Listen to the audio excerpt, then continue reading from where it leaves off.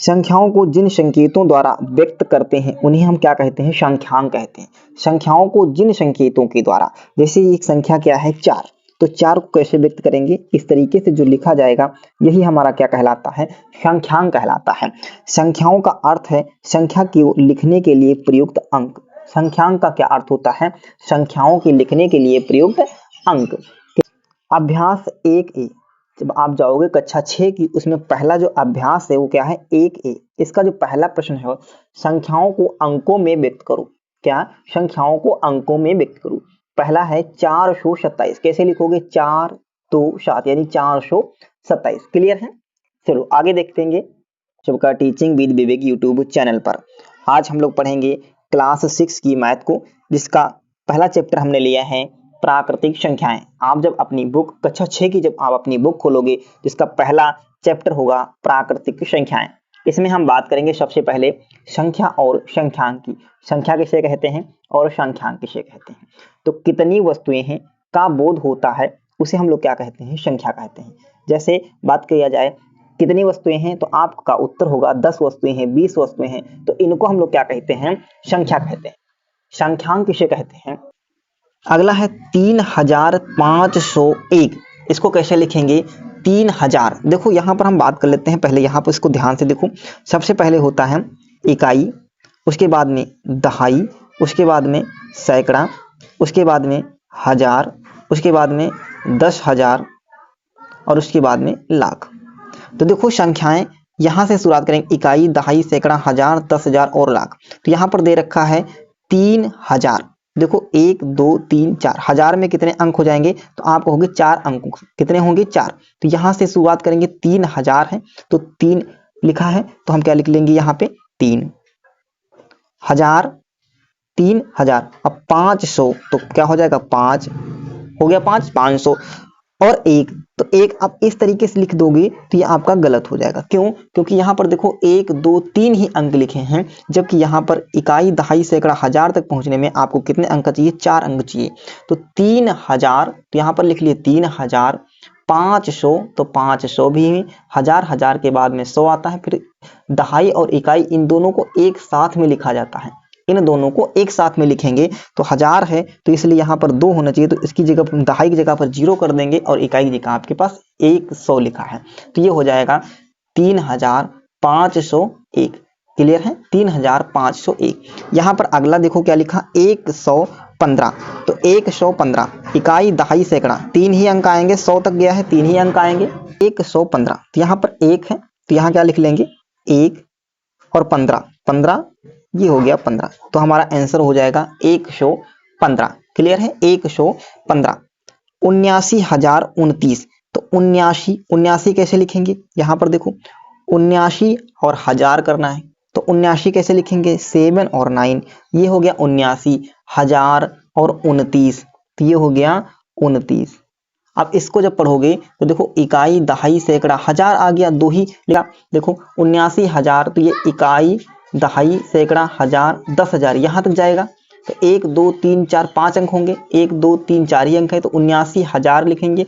और 29, तो यहाँ पर सैकड़े का अंक गायब है, तो यहाँ पर 0 लगा देंगे, तो 79,029 आपको इस तरीके से लिखा जाएगा। क्लियर मेरे दोस्त? आगे चलें, चलो आगे बढ़ेंगे बबू। प्रश्न कह रहा है कि संख्याओं को शब्दों में लिखो। अब शब्दों में कैसे लिखोगे? यहाँ पर देखो लिखा है इकाई, दहाई, सैकड़ा, हजार। किस पे पहुंचे हैं? इकाई, दहाई, सैकड़ा, हजार। तो यहाँ पे 7,000 क्या है? तो 7,000, 7,019, 19 क्या लिखा है? 7,019। दूसरा देखोगे इकाई, दहाई, सैकड़ा, हजार, 10,000। जब 10,000 आए तो हम 2 संख्याएं ले लेते हैं, तो यहाँ पर लिखा 23,000। क्या है? 23,000, 23,000। और ये चला गया, उसके बाद में सैकड़ा 23,013, 23,013। देखो 23,000, 100 वाला पोर्शन 0 हो गया, तो 23,013। यहाँ देखोगे इकाई, दहाई, सैकड़ा, हजार, 10,000, लाख, तो कित पहुंच गया? 8 लाख, 8 लाख, 8,93,000, 8,93,000। 93 59 59। क्लियर है? चलो आगे बढ़ेंगे। अगले प्रश्न, बनने वाली 3 अंकों की सभी संख्याएं लिखो जबकि अंकों की पुनरावृत्ति ना हो। अंकों की पुनरावृत्ति ना हो इसका मतलब क्या है कि अंक आप दोबारा नहीं ले सकते हो। जो आप 1 2 3 ये अंक दे रखे हैं इनसे बनने वाली सभी संख्याएं लिखो। जैसे हम पहली संख्या लिख लें, देखो यहां पर हम पहली संख्या लिख लेते हैं, कौन सी? 1 2 3, एक संख्या ये बन जाएगी 123। दूसरी संख्या लिखोगे तो आप क्या लिख सकते हो? 2 1 3 213। देखो अंक आपके यही होने चाहिए 1 2 3, इन्हीं अंकों से बनने वाली जितनी संख्याएं बन सकती हैं वो लिखोगे, लेकिन अंकों की पुनरावृत्ति यानी एक अंक को 2 बार नहीं लिख सकते हो। तो अगला लिखोगे, क्या लिख सकते हैं? 312 लिख सकते हो, 312। अगला आप क्या लिख सकते हो बताओ? यहां पर लिख सकते हो 321 लिखा जा सकता है। अगला आप लिख सकते हो क्या? 132। अगला आप क्या लिख सकते हो? 231 231 लिख सकते हो, 231। ऐसे आप जितनी संख्याएं लिख सकते हो, कह रहा है सभी संख्याएं लिखो, तो ये सारी संख्याएं होंगी आपके सामने।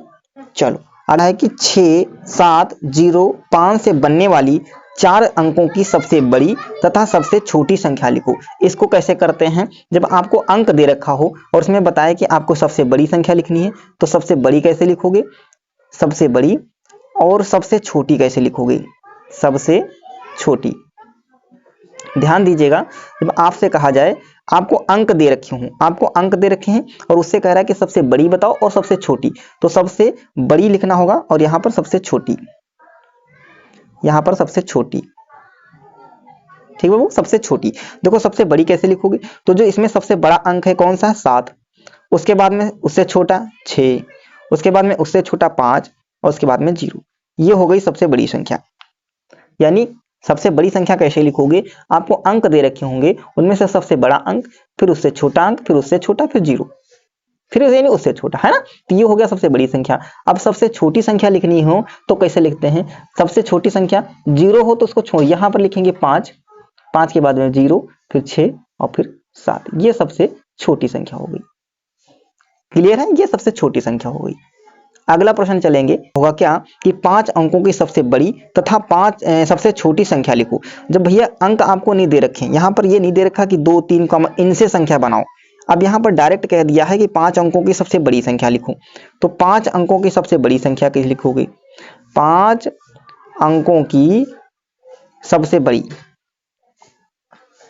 सबसे बड़ी क्या लिखोगे? तो 5 बार 9 लिख लो, 1 2 3 4 और ये 5, ये आपका आंसर हो गया। 5 बार 9 लिख लोगे। यदि आपसे कहेगा कि 4 अंकों की सबसे बड़ी, यहाँ 5 काट देता, कहता 4 अंकों की सबसे बड़ी बताओ, तो आप 4 बार 9 लिख लेते। क्या? 4 बार 9 लिख लो। यदि कहेगा 2 अंकों की सबसे बड़ी संख्या बताओ, तो आप 2 बार 9 लिख लोगे। ये बात समझ में आ गया? अब जब पूछे सबसे छोटी संख्या बताओ, जब सबसे छोटी संख्या पूछेगा आपसे, सबसे छोटी संख्या, तब आप कैसे बताओगे? तो जब सबसे छोटी संख्या पूछ रहा है 5 अंकों की, तो 5 अंकों के 1 लिख लेंगे और 4 बार 0 बढ़ा देंगे। देखो 1 2 3 4 5, 5 अंक हो गए।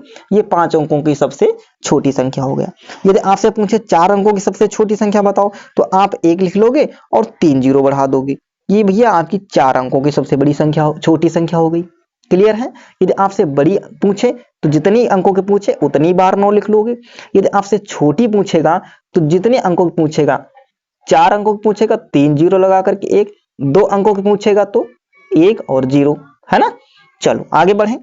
तो यहां पर देखोगे प्रश्न नंबर 6 क्या दे रखा होगा आपके बुक में कि 6 3 6 में दोनों 6 के स्थानीय मान ज्ञात करो।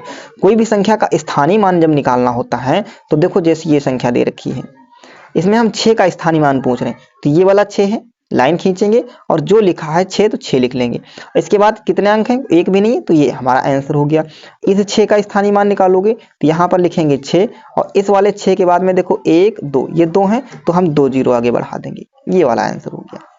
जैसे यहाँ पर देखो, यदि आपसे ये एक सवाल दे रखा होता और कहता यहाँ पर 7 का स्थानीय मान बताओ, तो यहाँ पर 7 है तो ऐसे लिखते, लाइन खींचते और यहाँ पर लिख लो 7, और 7 के बाद देखो एक ये और एक ये, दो में 7 के बाद जो अंक लिखे उनको जीरो कर दो, एक ये और एक ये, यानी 2 जीरो बढ़ा देंगे।